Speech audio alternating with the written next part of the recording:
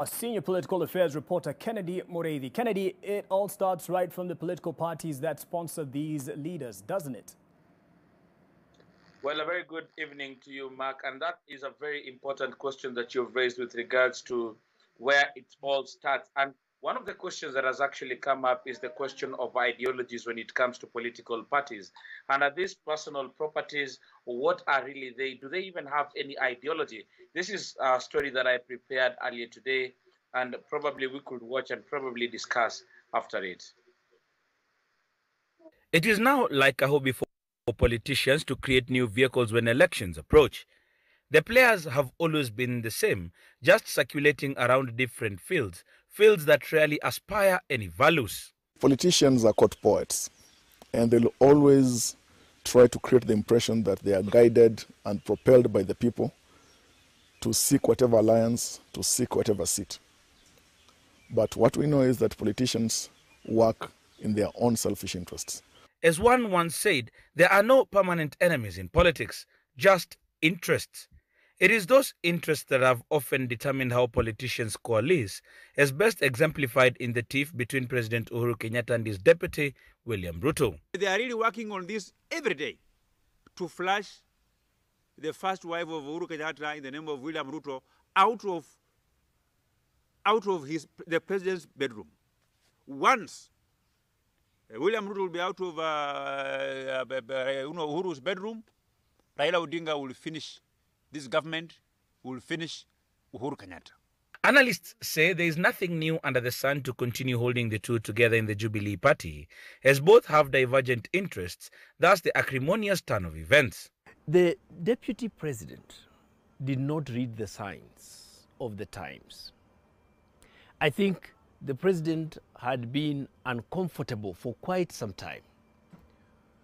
When a president stands up and says, look at this young man called Ruto, Tanga, you must sit back and reflect. The Uhuru-Ruto breakup has thrust to the fore queries over the running of political parties in the country, where whoever holds the stick calls the shots, and the rest have to toe the line or hit the highway.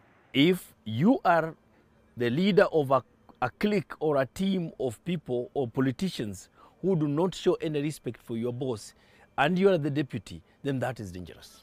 If William Ruto will ever be president of Kenya, chances are will be after other successive elections, but not the 2022 elections, given by the direct intention and the evident schemes here being stage managed by Uhuru Kenyatta himself.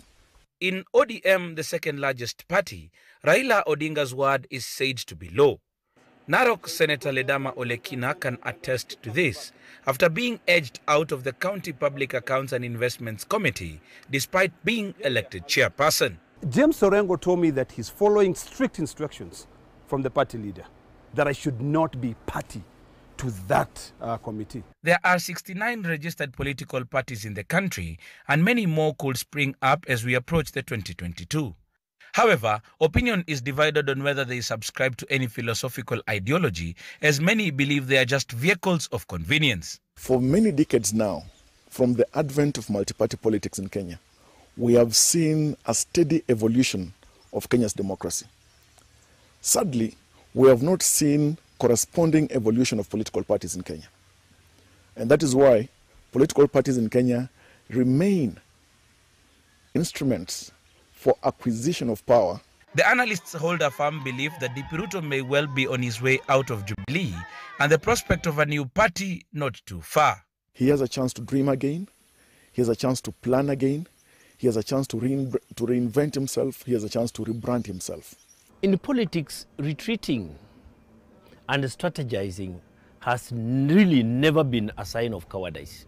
Our option number 1 is Jubilee, our option number 2 is Jubilee, our option number 3 is Jubilee. So we don't have any other party that we're looking at. We are not negotiating with any other party.